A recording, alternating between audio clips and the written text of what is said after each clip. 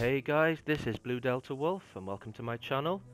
And today I'm going to do for you quite a special video. It's going to be my full Templar guide. Now this is a guide for people who want to play Templar as tank, DPS, healer, PvP, pretty much anything except stamina. It's a full level 14 Templar and I have 279 skill points I think. So this does require a lot of skill points to do what I do. I'm going to start off with healer because as far as I'm concerned, Templars are predominantly healers. They are the best healers in the game without a doubt. And this is my full healing build just to start off. So just to give you an idea of what she can do. 1, 2, 3, 4, 5, 6, 7, 8, 9, 10, 11, 12, 13, 14, 15, 16, 17. That's 18 full heals before I'm out of mana. Now, I'm never going to be out of mana because I have... Well, I'll show you my character sheet first. So, if you look at my maximum Magicka, that's 32,095. Magicka recovery 1,722. The health is 22,000, which is more than enough. You only need 18,000 health, but I am in Cyrodiil right now, so my stats are going to be slightly different. I think it's about 18,000 without Cyrodiil. Spell damage is 1550, which is nice and high. Spell critical 60%, and resistances, and you can see there 13735 and 8304. So the way to achieve this is obviously with skills and gear. So I'll run through my skills first. Now we'll start off with restoring light. I'll just run through all the skills quickly. Remembrance is a must. So in the healing build you'd have this is now, I'm talking about PvE now, for like 12-man raids and things like that. So Remembrance is an absolute must. It's amazing. It's probably one of the best ultimates in the game all around. It's definitely the only healing ultimate. I mean, I think the Nightblades have a healing ultimate, but that's more like a synergy. So this ultimate just heals everyone around you for a lot for 4 seconds, and they take 20% reduced damage while they're being healed. So that's amazing. You can morph it to the 6 seconds, but the 6 seconds I find you're out of play for 6 seconds then, which is a bit longer, and they don't take the 20% reduction in damage. It's actually 23% because I've maxed it out, so that's amazing. The next skill, which is an absolute must, is the one you just saw me spamming, which is Breath of Life. You heal yourself and 2 other low health allies. So you heal yourself for 7,977 and also heals 2 other nearby allies for 3,990. Alright, so that's... Actually, it's you and 1 person. So you share your light with a wounded ally for 7,900 and then 2 other people for 3,990, which is 4 people in total, including yourself. Healing Ritual I didn't use because it's got a 2-second cast, and it is cheaper than Breath of Life. Not by much, and it's just not as good. You don't need it. Restoring Aura is another good spell, which I've chosen not to use this time around. So, yeah, it grants you, while it's slotted, it grants you, major recovery and all that slot. It is very, very strong, and you can morph it so that it sucks the essence out of dead bodies, which restores stamina and health to yourself, but it doesn't restore Magicka when you do that, so I didn't use it this time. I just didn't have room for it on my bar. It is a possibility, but... Extended Ritual, I find this one is amazing. You pop it down. It's got a massive area, as you can see, so anyone within that area is taking a heal tick over time, I believe. Yeah, it heals them for 879 every 2 seconds for 22 seconds. So you get 11 ticks off that. But allies can also activate the Purify synergy, which basically cures them of burning, poison, cracked armor, all those kind of things. It basically purifies all bad effects and heals them for 3,870. So I do like that a lot. It's not always needed. And usually when that's not needed, I swap it out for Luminous Shards. Luminous Shards is a fantastic skill.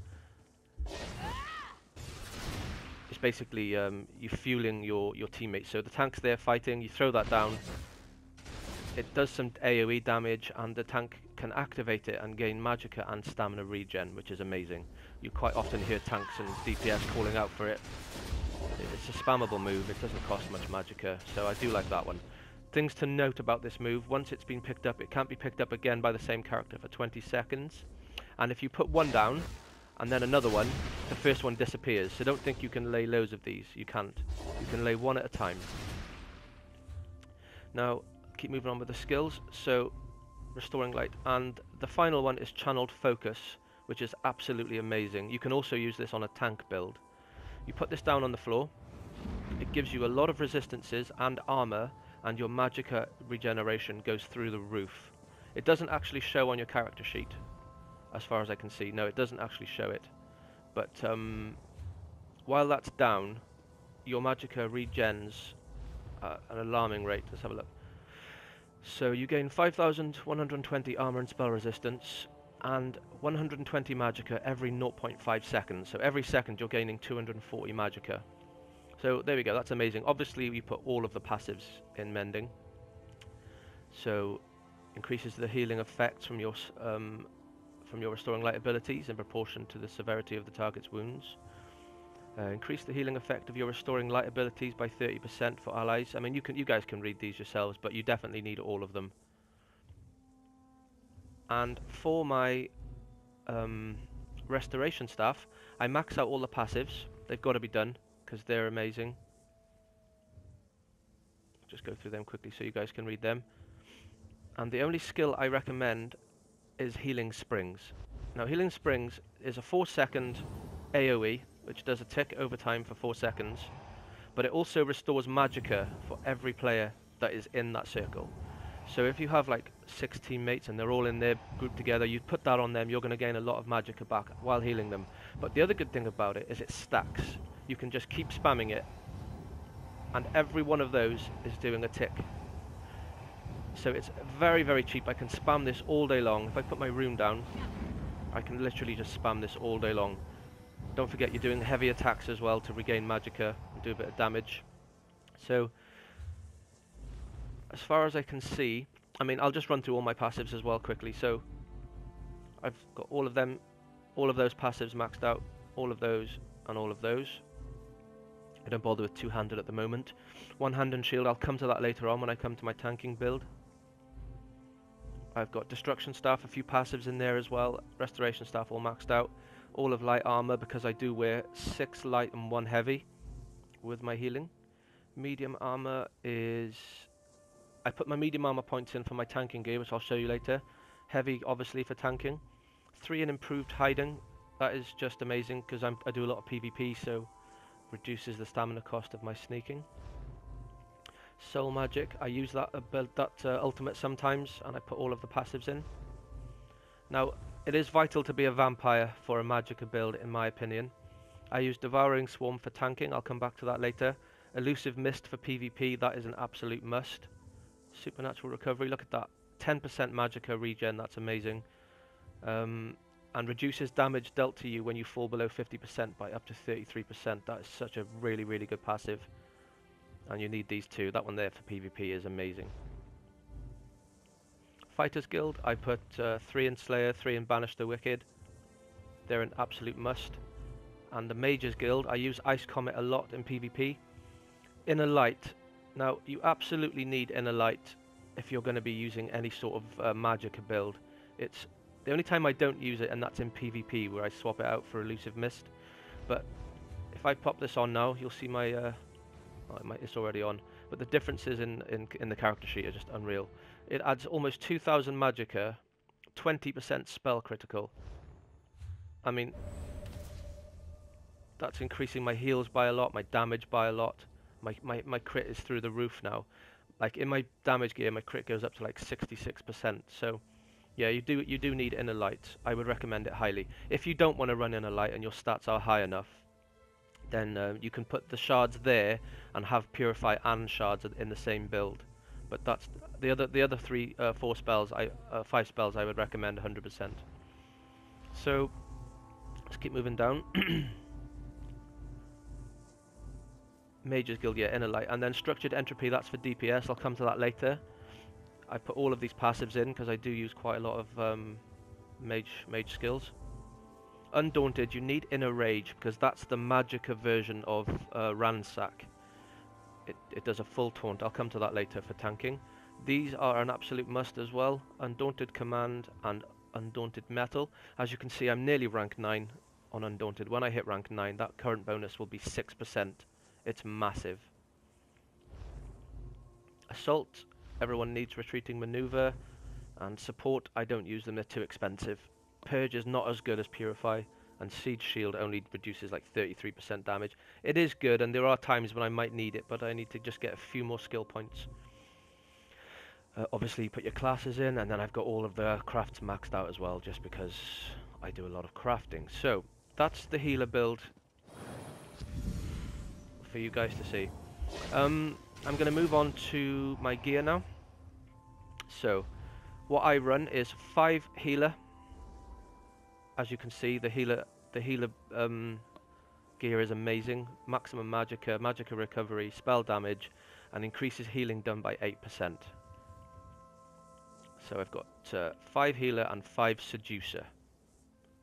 Reduces the Magicka cost of abilities by 8% as well. That's an absolute must. The staff that I use is the Pact Restoration staff. I used to have the full Grace of the Ancients before I got the healer rings, and I've only got the staff left now, so it's actually kind of obsolete. But as I already have 5 on both my other pieces, I don't need anything apart from the Master Restoration staff, which I will come to. I will come to the Master Restoration staff eventually. I've got to do a Veteran Dragon Star Arena for that, but it hasn't dropped yet, but I will get it. So there we go, guys. That's my full healing build. Oh, let's move on to champion points before I go, actually. So, I have... Hold on, let me just check how many champion points I have. 129 champion points. So, I have kind of split them up between tanking and healing and DPS, but you'll see that now. So, the tower, for these are the champion points that you need for the Tri build. So, I've got 13 in Magician, reduces the Magicka cost of spells. And 30 in Arcanist, increases Magicka recovery by 11%. I've got 26 in Blessed, increases my healing by 10%. Now if you add that to the healer gear, that's 18% increased healing. Elfborn 4%, that's just 3.1 increase on my spell criticals, including healing. And Thaumaturge, increase my damage with poison, disease and magic. If you look at the Templar skills, a lot of the skills use magic damage, so that's an absolute must for the DPS. And for the defensive side, I've gone full spell shield, 11% spell resistance, 6 in hardy for disease magic damage reduction, and 7 in elemental damage reduction. And there you go, guys. That's how I do my champion points. I'm going to work on that a lot. You know, I'm going to just, as I get more and more, I'll start opening up new opportunities. But for the base Magicka Tri build, those are the ones you're going to need.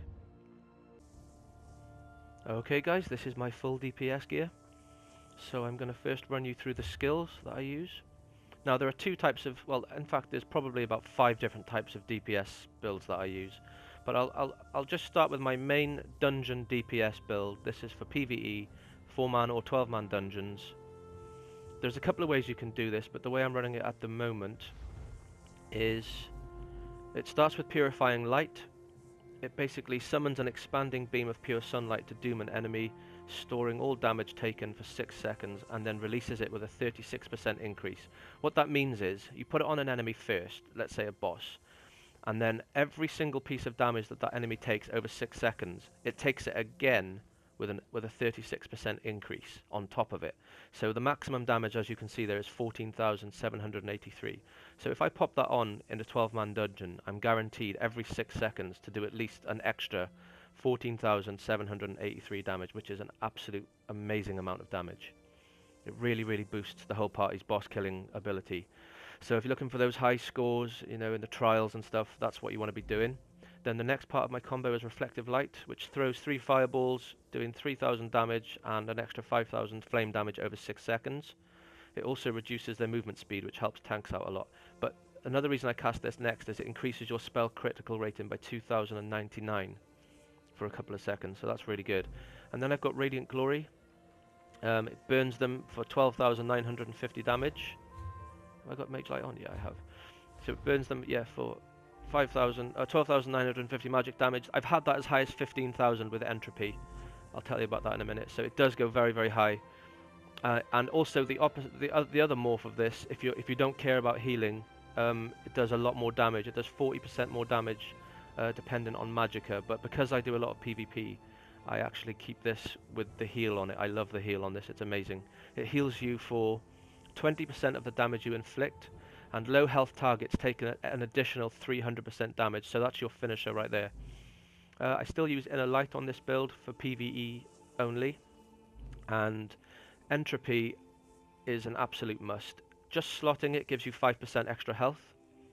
Sorry, 7% extra health when it's maxed out.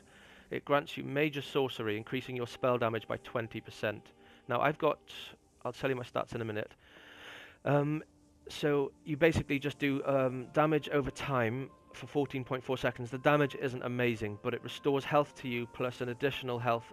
It basically restores a lot of health to you over time. But the reason I use this is for the buff, the max health and the 20% spell damage. And then of course the best ultimate in the game, arguably, is Ice Comet. It does 10,654 cold damage, which is a lot. And an extra, well, you're looking at well over 30,000 damage there over 11.8 seconds. But it also knocks up all the enemies and reduces their movement speed by 85%. So I highly recommend Ice Comet. It's a really, really fantastic skill. So that's just my basic PvE build. Now these can all be changed out. So let's say we want to do some spears just for fun. You can use this combo. Let's leave these two where they are for now. So you can throw your spear, then you topple and charge into them, and then do spear jabs.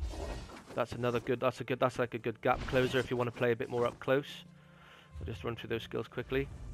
So you throw your spear, doing magic damage and knocking them back 5 meters, and damage. The increase in the range increases the damage by up to 40%. And then you charge into them, dealing more damage, and if they're casting, they're set off balance.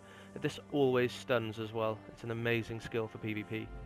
And Puncturing Sweep is probably the most overpowered skill in the game.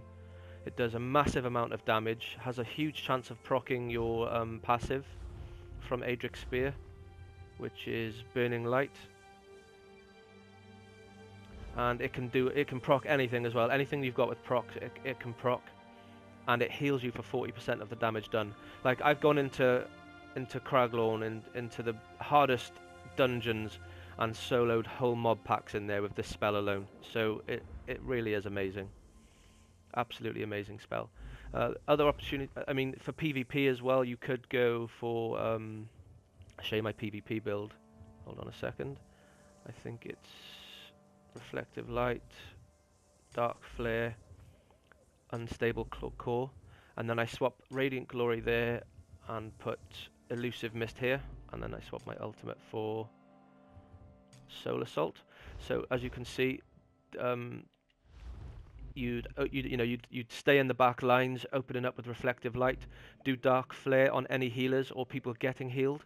Dark Flare reduces effectiveness of healing by 30%. Unstable Core, it basically shuts down sorcerers and Templar casters.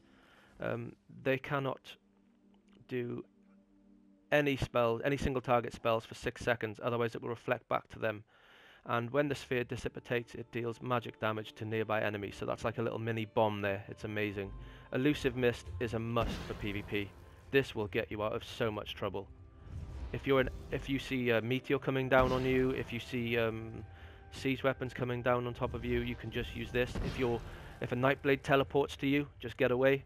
Just teleport to your friends or teleport out of danger until you can switch to a heal quickly, and then straight back to Elusive Mist. It's amazing. And of course Radiant Glory is your finisher plus your heal, so it is a really, really strong build. And of course then you've got Soul Assault, which deals 32,000 magic damage. I've had that as high as 45,000. It can go really high when you get like entropy buffs and stuff like that, so that's another finisher there as well. So that's my PvP build. There are other options. You can get rid of what's it called? I forgot what it's called. unstable core. You can get rid of unstable core if you don't want to use it, but I think it's very, very strong. Is there anything I've missed? I don't think so. You don't really need entropy in PvP or in a light. I tend to go for more defensive. You could swap out elusive mist if you don't want to use it and put radiant ward on, which is another fantastic skill, but I'll come to that in my tanking build. So I'll just show you my gear quickly. I use Lightning Staff of Torog's Pact, or I could use my Master Lightning Staff, which I do have as well, but I wanted to go for the Torog's Pact for a reason. I'll come to that in a minute. You need 2 Torog's Pact for 173 spell damage. So I've got the main hand of Torog's Pact and the chest of Torog's Pact. These are the chest I always run is heavy, by the way. So as you can see, that adds 2 items, adds 173 spell damage. I've got 5 pieces of martial knowledge, which is one of the best DPS caster sets in the game, if not the best. You can see the stats there. And I keep my jewelry on, the healer jewelry, and I wear the feet of the healer as well, which gives me 4 items for the spell damage. So I've got 5 martial knowledge, 4 healer, and 2 Torog's Pact.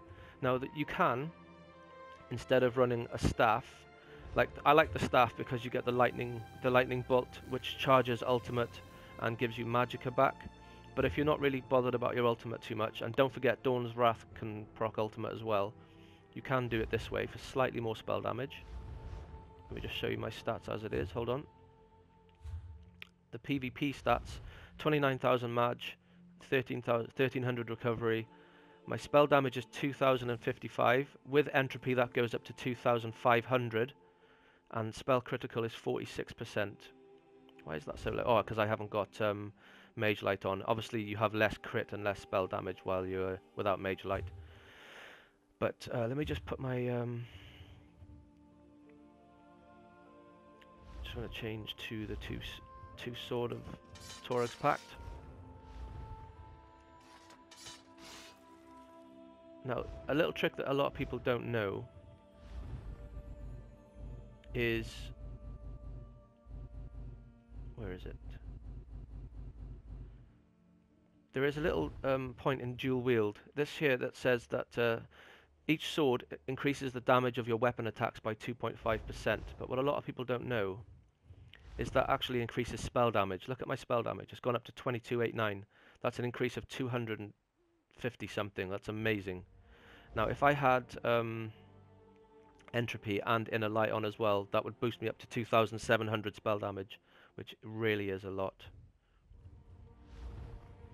So that's the gear I run, and obviously my champion points are always going to be the same, and my Mundus Stone can stay the same. But I mean, if you want more damage, you can go for a Magicka.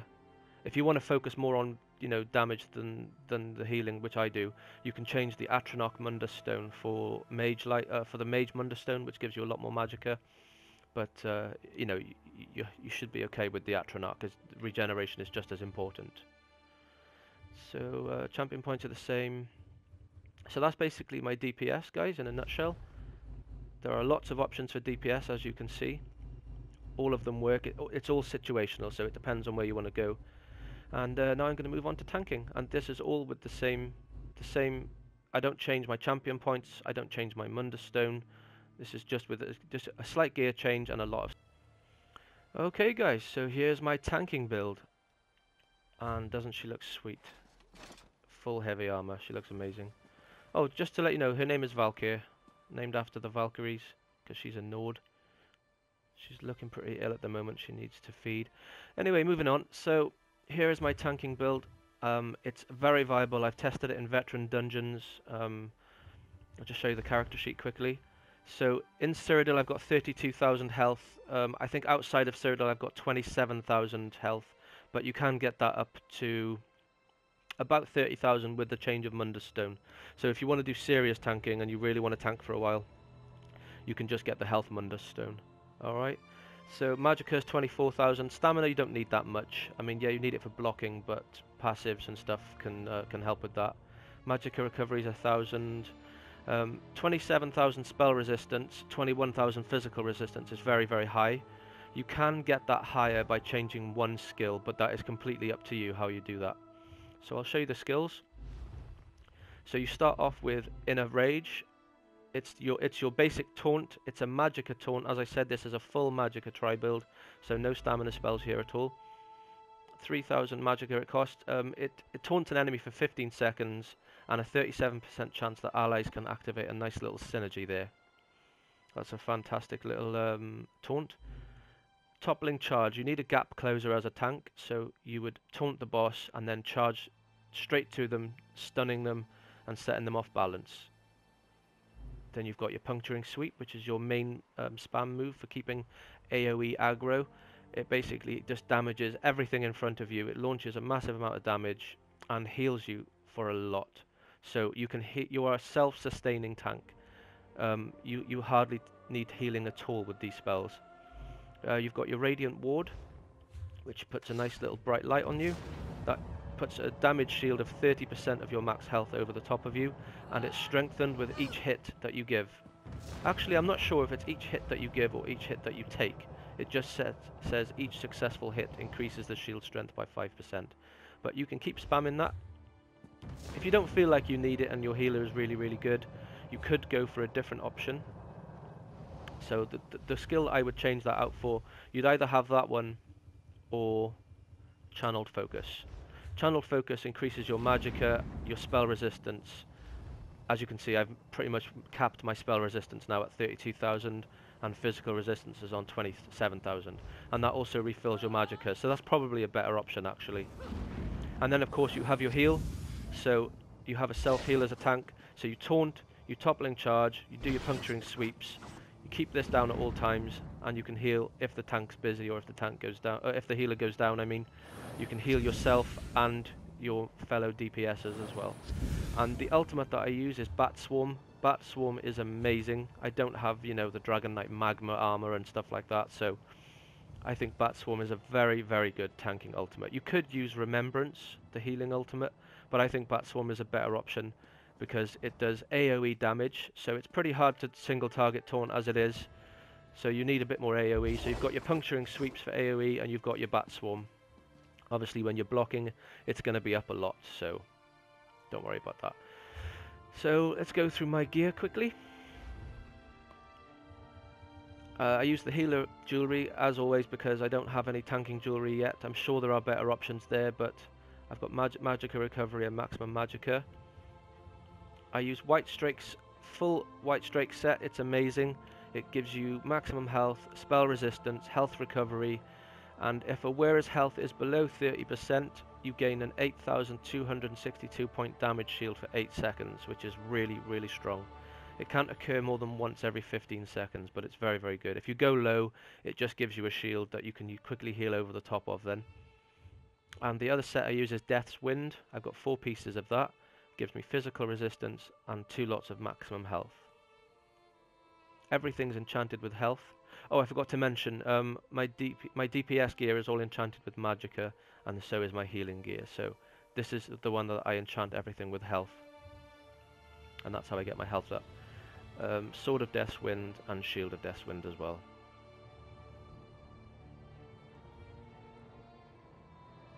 There you go, guys. So my champion points never change. They're always the same. And I've got 3 complete different builds just by changing my gear and maxing out pretty much Magicka. So I'm a full Magicka Tri build. I can tank, DPS and heal very, very well. If you want any more information, guys, don't be afraid to give me a message. My name is math_81. I can maybe give you some advice on your new Templar. I have tried stamina and I don't like it. I spent 20,000 gold the other day trying to make a stamina build and I did not like it at all. So I'm always going to be a Magicka Templar. I think it's the best way to go. I'm sure that there are people out there that would disagree with me, guys. Feel free to rate, comment and subscribe. And thanks for watching the video, guys. I'll see you on the next one. Take it easy.